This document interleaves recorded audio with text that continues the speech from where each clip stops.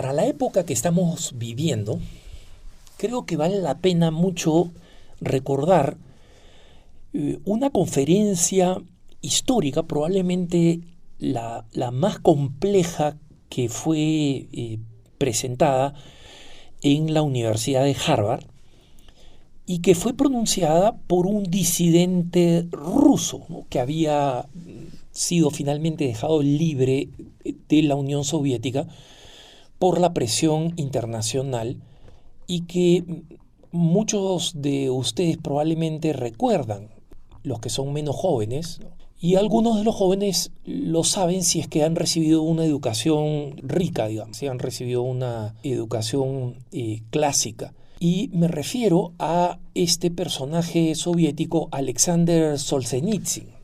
Alexander Solzhenitsyn era un literato ruso a quien en la época de Nikita Khrushchev, ¿no?, en los 60s, había recibido una cierta apertura, digamos, cultural después del estalinismo. Le habían dejado publicar unos libros extraordinarios, digamos, el más importante de sus libros es Archipiélago Gulag.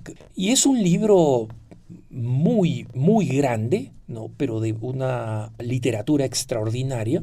Digamos, para el que le interesa conocer un periodo cultural importante y la visión de un hombre de fe sobre qué cosa significaba quitarle la libertad a los seres humanos en nombre de una ideología y de la catástrofe que eso es, puede leer este libro, Archipiélago Gulag. Cualquier joven que tiene aspiración al mundo político, al mundo de la influencia cultural, no puede dejar de leerlo, ¿no?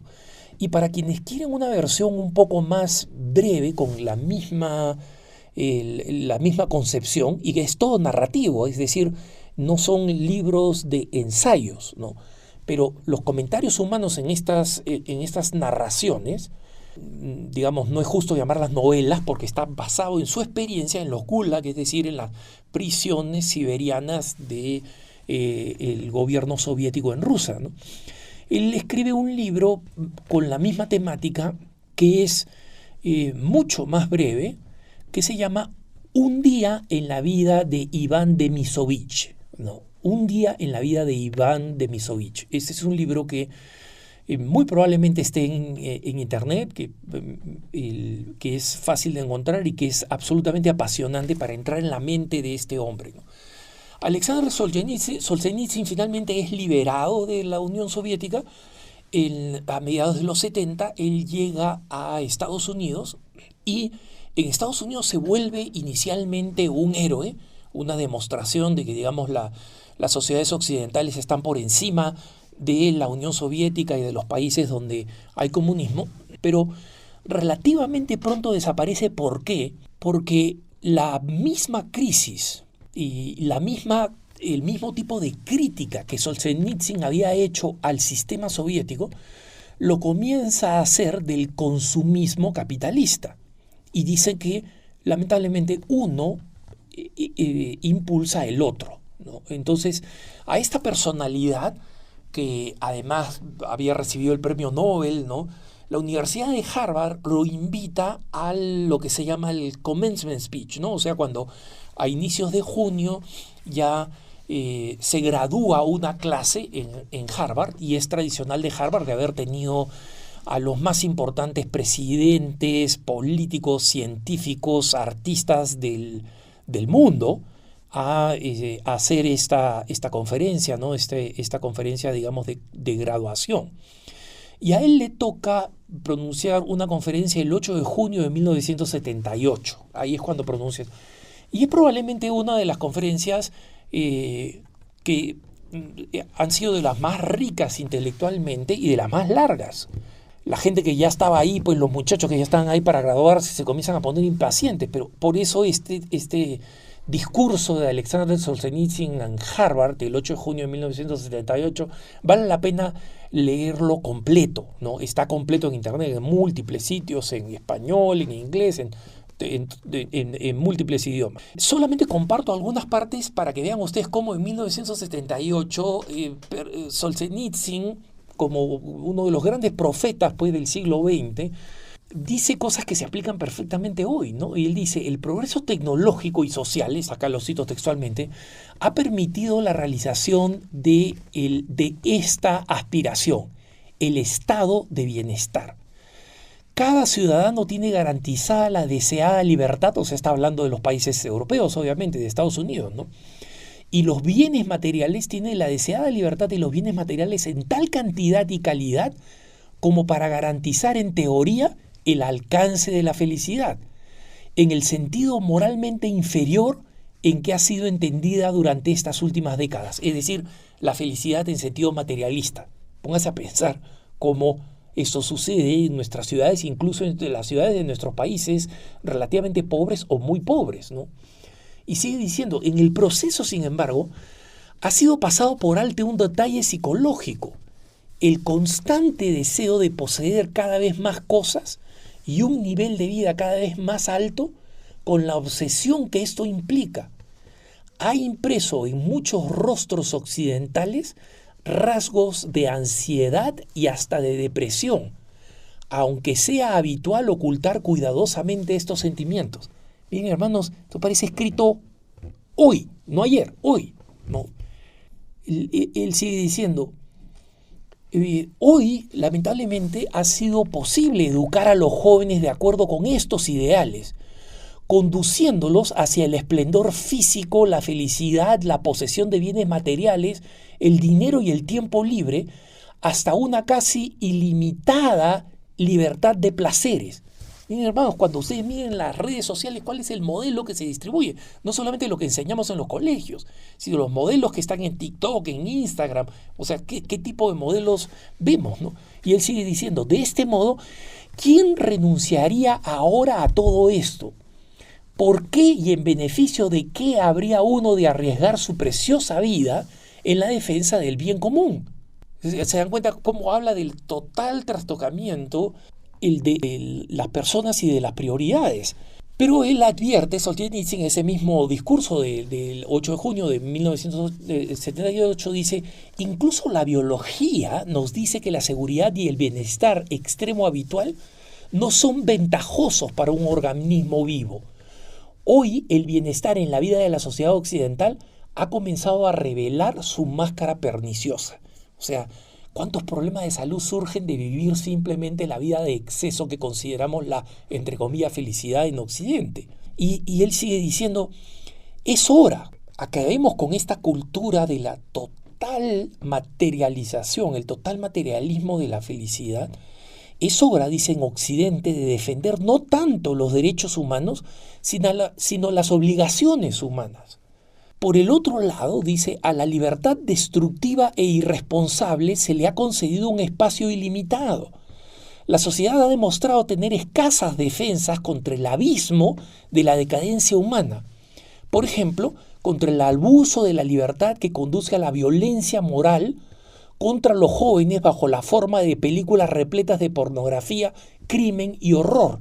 Y trasladen esto, cómo se repite exactamente lo que dice Solzhenitsyn cuando uno ve los contenidos que vemos en redes sociales. Hace poco explicaba lo bizarro y sensualizado de una red como TikTok, ¿no? Entonces dice, todo esto es considerado como parte integrante de la libertad y se asume que está teóricamente equilibrado por el derecho de los jóvenes a no mirar y a no aceptar. Que eso es lo que dicen pues todos los libertarios, que dicen, no, que haya todo, ¿no? El que no quiere, que no mire. Como si toda esta presión social no influye en todos, especialmente en los más jóvenes, para que hagan lo que está presentado. Entonces, la libertad del hombre no es absoluta, está muy constreñida a deseos, a necesidades, a aspiraciones, a tentaciones, ¿no? Y estas son las cosas que ya descubría Solzhenitsyn. Acá me estoy saltando muchos pedazos, por supuesto, ¿no? O sea, que los que están escuchando lo que estoy diciendo no crean que estoy haciendo todos los argumentos, porque los argumentos de Solzhenitsyn son muy orgánicos, ¿no? O sea, va avanzando con una gran claridad y, como digo, para alguien que estaba sentado escuchando, especialmente porque quería ya irse a su fiesta de graduación, debe haber sido, incluso un muchacho de Harvard, debe haber sido algo difícil, ¿no? Pero viene de una mente privilegiada, profundamente cristiana, era ortodoxo ruso. Y él sigue advirtiendo, Solzhenitsyn dice, hemos puesto demasiadas esperanzas en la política y en las reformas sociales, solo para descubrir que terminamos despojados de nuestra posesión más preciosa, nuestra vida espiritual. Acá estamos hablando de Solzhenitsyn hablándole a la élite secular de los Estados Unidos. Dice que terminamos despojados de nuestra posesión más preciada, nuestra vida espiritual.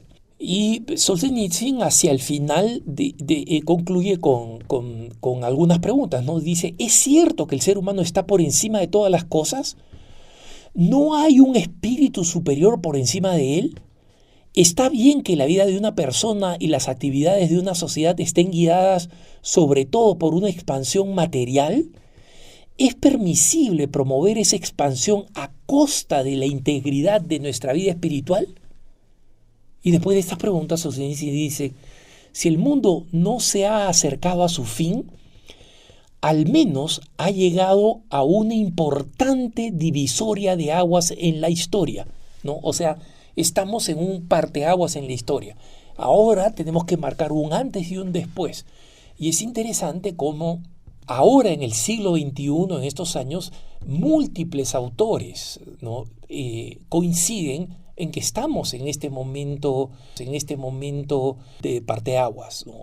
Rod Dreher, a quien he mencionado en otras ocasiones, Patrick Deneen y otros, Anthony Esolen, o sea, son todos autores muy importantes.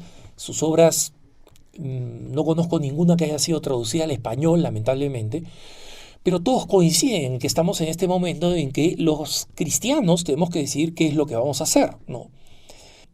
Y Solzhenitsyn concluye con una expresión esperanzadora, ¿no? Evocadora, esperanzadora, pero no sin ninguna certeza, ¿no? Dice lo siguiente, la ascensión, o sea, hacia lo espiritual, hacia lo valioso, hacia lo alto, la ascensión es similar a escalar hacia la próxima etapa antropológica. O sea, así como, ¿no? los hombres han sido divididos, ¿no? De manera, digamos, sabemos que cuestionable, ¿no? Pero de Pithecanthropus erectus, Australopithecus, el Neandertal, Homo sapiens sapiens, etc., ¿no? Él dice, mira, ahora sí estamos entrando a una próxima etapa antropológica. Nadie en todo el mundo tiene más salida que hacia un solo lado, hacia arriba. Es decir, hacia lo alto, hacia los valores espirituales.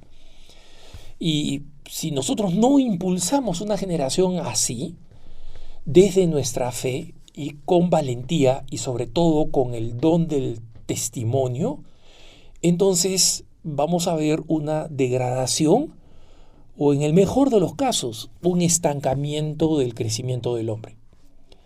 Que tengas un buen día.